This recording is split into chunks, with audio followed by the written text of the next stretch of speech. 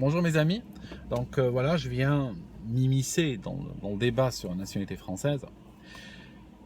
Il faut savoir une chose, il y a eu des attentats cette année en France, et les fondamentaux étant toujours les mêmes, il y a de fortes probabilités pour qu'il y en ait dans le futur. Et ce qui se passe, c'est que ces attentats ont eu un retentissement international. Ça signifie que autant on a l'habitude d'entendre des attentats, des tueries, etc. venir de pays comme le Pakistan ou l'Afghanistan ou autres, autant aujourd'hui la France cette année commence à partager la une avec ce genre de région. Alors, le risque à terme, c'est la dévaluation de la nationalité française. Et ça intéresse tout le monde. Que tu sois français depuis 15 générations, que tu as été naturalisé la semaine dernière, ce point-là est très crucial pour toi. D'accord ? Parce que ce qui se passe, c'est que si ça continue ainsi, ça continue comme ça pendant 1 an ou 2 encore, avec de plus en plus d'attentats, la nationalité française sera perçue comme un véhicule administratif permettant à des gens qui sont hostiles à ce que représente la France, l'Occident ou autres, d'avoir la liberté de se déplacer pour commettre des exactions, massacres, attentats, etc.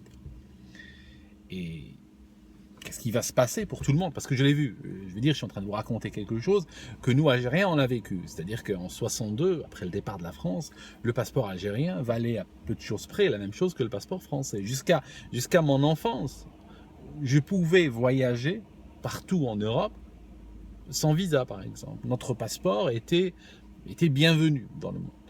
Et ce qui se passe, il y a une faction d'entre nous, une faction de porteurs de ce passeport-là, une faction ultra minoritaire, je peux vous le dire tout de suite, mais c'est pas ça qui est important, c'est la visibilité de cette faction, c'est pas son importance numérique, qui a commencé à commettre des attentats et tout ça. Et qu'est-ce qui se passe? On a eu une dévaluation progressive de la nationalité algérienne. Alors, ça se traduit comment? Bon, ça se traduit par exemple, c'est un passeport qui permettra de moins en moins de voyager, ne permettra pas de voyager librement. Il sera frappé de restrictions partout dans le monde. Des pays qui sont à l'autre bout de la terre vont par exemple t'imposer un visa. Ça peut arriver aux Français.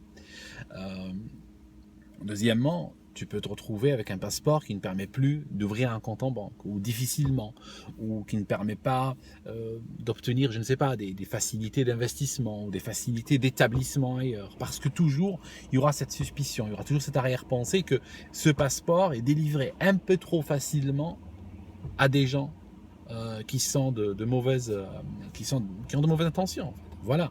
Voilà l'idée. Donc, ça, c'est une réalité. Le régime actuel cherche à entraîner le débat, tout ce qui s'est passé, cherche à le réduire à un point qui est: est-ce qu'on retire la nationalité française aux terroristes ou pas? Voilà. C'est très intéressant comme question, même si je trouve qu'il y a des priorités beaucoup plus impérieuses aujourd'hui, qui sont par exemple réfléchir à l'octroi de cette nationalité, parce que là, c'est quand même un constat d'échec, que tu me dises, il y a des milliers de terroristes qui se baladent avec un passeport français. Je veux dire, moi je réfléchirais, comment il n'y en aura pas des milliers d'autres encore et encore dans les années à venir, parce que je connais bien le système français, hein, c'est toujours la tempête dans un verre d'eau, parce qu'ils vont entraîner ce débat encore pendant des mois. Ils vont pondre une loi, ils vont retirer nationalité à 3 terroristes. Hein. D'accord, ça ne va pas régler le problème. Je vous explique ma sensibilité. Sur un autre point, je vais vous dire ma sensibilité. Moi, je suis un gars. Je me sens en sécurité quand l'État et ses fonctionnaires ont moins de droits. Quand il y a moins de lois, il y a moins d'outils à leur disposition, moi je me sens en sécurité. C'est pas le contraire. Pourquoi? Parce qu'aujourd'hui, ce que je constate, en tant que citoyen lambda, qu'est-ce que je constate? Je constate que les gens qui ont financé le terrorisme, qui ont soutenu le terrorisme, qui ont fait les vulgaires VRP du terrorisme dans la télévision, les gens qui ont livré des armes à des groupes terroristes, des gens qui ont laissé rentrer des milliers de personnes sans même leur demander un document. D'accord ? Ces gens-là, aujourd'hui, s'érigent en solution pour le problème du terrorisme et nous demandent aux citoyens de leur donner encore plus de lois, encore plus d'outils pour qu'ils puissent régler le problème du terrorisme. Moi, personnellement, je ne les crois pas. D'accord ? Alors, si si l'administration avait changé en profondeur, par exemple s'il y avait eu un autre parti au pouvoir qui avait balayé un petit peu tout cet ancien système qui est là depuis trop longtemps, et que cette nouvelle équipe aurait dit, écoutez, on a besoin de nouvelles lois, on a besoin de nouveaux outils pour régler les problèmes qui ont été causés par les équipes précédentes. Là, on aurait réfléchi à l'opportunité, oui ou non, de renforcer ces lois. Mais dans le cas présent, j'ai les mêmes gueules qui, il y a 3 ans, il y a 4 ans, faisaient la promotion du terrorisme, qui aujourd'hui me disent qu'elles veulent lutter contre le terrorisme. Ben moi, je ne les crois pas, vous comprenez? Je ne les crois pas. Et encore, ils ont causé assez de dégâts avec les lois existantes pour que je me sente, on va dire, la licence de les encourager à avoir encore plus de lois, vous comprenez? Parce que plus de lois entre les mains de ces gens, c'est plus d'outils, plus de jouets, et plus de risques de causer un incendie dans la maison. C'est parce que, au départ, ça commence toujours par, oui, je veux une loi pour les terroristes. Puis après, bon, pourquoi ne pas l'appliquer à tous ceux qui menacent le vivre ensemble, hein? Après tout, quelqu'un qui menace le vivre ensemble, prenons un type par exemple ouvertement raciste, qui vote Front National, qui a dit, on l'a entendu dire des choses dans une épicerie. Je veux dire, le mec, hein, c'est Daesh. Hein? Aujourd'hui, on compare assez facilement. Hein? On compare même des gens de haut niveau politique, n'est-ce pas? Là, c'est une comparaison minable que je viens de faire, je le sais. Moi, je suis un blogueur, je peux me permettre. Mais des gens qui sont très hauts dans le pouvoir, très haut placés, n'hésitent pas à faire ce genre de comparaison. Donc, Daesh, Front National, ça signifie en réalité, ça va déboucher sur qui? Ça va déboucher un petit peu sur toute la base de ce parti, par exemple, ou bien de tous les gens qui, même sans être dans ce parti-là, sont contre l'action de l'État, ou sont contre l'immigration, ou sont contre le multiculturalisme, etc., peuvent être assimilés demain à ISIS ou à Daesh et menacés de vivre ensemble, et peuvent se retrouver avec leur passeport sucré. Hein. D'accord? Je dis, moi je sais pas, moi je suppose, hein, je suppute, comme on dit. Mais hein, il faut, dans le système dans lequel nous vivons, hein, nous vivons avec des gens qui sont complètement tarés, et je pense que des fois il faut switcher une bonne partie de son cerveau pour arriver à réfléchir un peu comme eux. Hein, c'est ce que je suis en train de faire aujourd'hui. Je remarque même les paroles, les mots, j'ai du mal à les sortir. Alors, ça c'est un premier point. Deuxièmement, il y a un problème auquel la France doit faire face. C'est qu'une partie de ces terroristes, je pense même la majorité écrasante, ne sont pas des gens qui ont immigré hier et qui ont été naturalisés et qui ont obtenu un passeport français de fraîche date. Ce sont en général des gens qui sont nés français. D'accord ? Et à leur naissance, leurs parents étaient déjà établis, voire leurs parents sont nés aussi en France. Mais qui ont une haine envers ce que la France représente. Alors, comment ça marche? Je vous explique. En 62, après le départ des Français en Algérie, le nouveau régime algérien, le nouveau système algérien est parti dans une dialectique anti-française qui n'a d'égal que la dialectique anti-israélienne, anti-juive, anti-sioniste. Je mets tout ça dans le même, entre tout le monde dans le même panier. Hein, parce que la dialectique à laquelle j'ai été exposé ne faisait pas vraiment dans la dentelle. Pourquoi?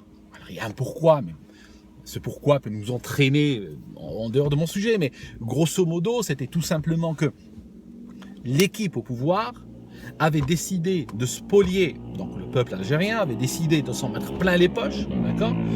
Ils avaient un peuple très naïf, parce qu'un peuple qui sortait un petit peu, qui venait de découvrir ce que c'est qu'une vraie citoyenneté, ils étaient chez eux, ils avaient l'impression que le monde leur appartenait. Et cette naïveté a été exploitée par une bande de voyous au pouvoir, hein, tout simplement. Il faut savoir que, par exemple, après l'indépendance, ils ont demandé aux gens, juste pour vous donner un exemple, hein, j'aime bien donner des exemples parce que c'est beaucoup plus rapide qu'un long discours, ils ont demandé aux Algériens d'offrir leurs bijoux à l'État. Ils ont dit, si vous avez de l'or, les caisses sont vides, on n'a pas d'argent, s'il vous plaît, faites jouer votre sens civique et donnez-nous votre or. D'accord ? Ma grand-mère, ma propre grand-mère, a pris tous ces bijoux, n'est-ce pas? Tous ces bijoux de mariage, ces souvenirs, etc. Elle les a mis dans un mouchoir, elle a été leur donner. Hein, et des millions d'Algériens ont fait pareil. Voilà la naïveté des Algériens en 62, d'accord? Ils ont été leur donnés. Et ces crapules ont acheté des maisons en Suisse, en France, ont rempli des comptes bancaires, ont bouffé, parce que c'est des alimentaires, tu comprends? C'est même pas le gars, tu lui donnes, enfin il est capable de te voler 50 millions d'euros, et après tu le vois, il porte la même chaussure, il porte le même manteau, il y met, etc. Il a la même tête, il mange toujours la shorba. Je veux dire, tu te dis, putain, mais pourquoi tu voles? Je veux dire, c'est au moins, éclate-toi, montre-moi que tu es dans un jet privé avec des top modèles et du champagne à 30 000 pieds. Montre-moi que tu nous as mis dans la misère pour que toi, tu accèdes à des choses telles que je puisse me dire, tu sais, la tentation était trop forte. Non, même pas. C'est juste du cash, hein, c'est juste du cash et empiler le cash, hein, d'accord? Enfin, si tu pars sur ce genre de discussion, tu t'en sors pas, hein, d'accord? Donc on va revenir doucement, on va en revenir un petit peu. Alors, ce qui se passe, c'est qu'il leur fallait donner à la population, pendant qu'ils sont en train de te spolier, c'est ça, c'est un classique, hein, vous avez ça même chez vous.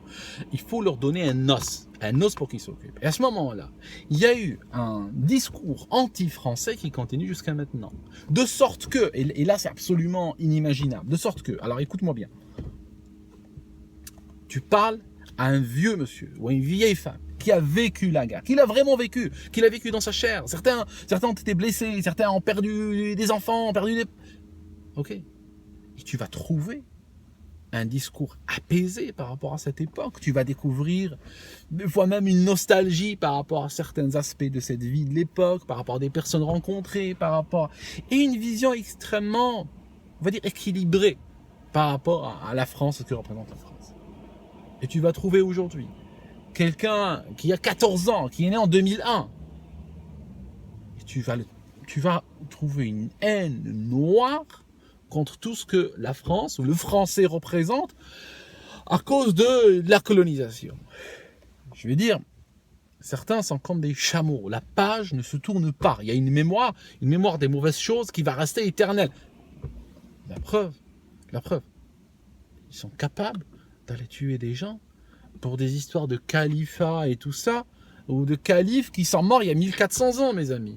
D'accord? Donc si vous croyez que depuis 1962 c'est loin, c'est rien ça. Parce qu'il y a une culture, hein, malheureusement, une culture chez ceux qui sont influencés par l'arabisme, et une culture qui encourage beaucoup plus facilement la haine que des sentiments plus positifs. En tout cas, toujours est-il que